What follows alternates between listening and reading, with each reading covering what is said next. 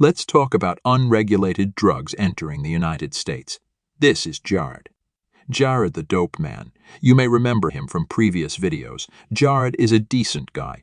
He likes to use particular substances and sells them to his friends to support his habit. The government thinks Jared is worse than the bubonic plague and spends tens of billions of dollars each year trying to eradicate him. They won't succeed, and even if they did, there are plenty of people just like Jared in every state. The last time we checked in on Jared, he was living in Oakland. Since then, Jared has built a strong relationship with Mateo. Mateo supplies Jared with unregulated fentanyl components that Jared assembles back in California. Sometimes Jared directs people to meet Mateo, and they bring unregulated fentanyl pills back when Jared is low on inventory. Mateo is a nice guy, but he is poor, and he has his own problems to deal with in Mexico. He doesn't really like to involve himself, but unfortunately, the U.S. government has paired up with violent mobsters. They have mandated that violence be enacted against Mateo if he doesn't produce what they want. These mobsters, or rather cartels, can be rather ruthless compared to legal pharmacies.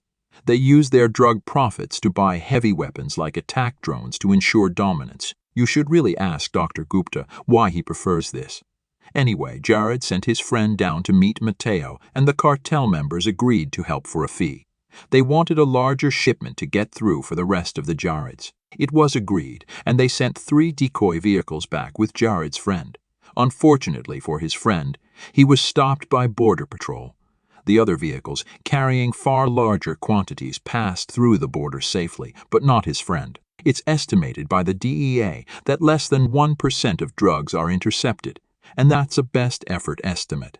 Sometimes the DEA takes part in selling these unregulated drugs and the profits go unaccounted for. Agents are said to enjoy very lavish lifestyles. Parties with prostitutes and drugs are the norm.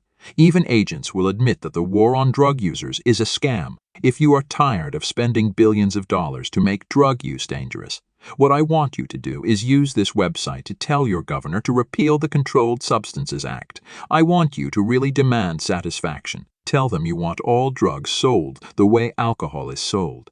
Legal pharmacies, regulated drugs accessible to adults with a government ID.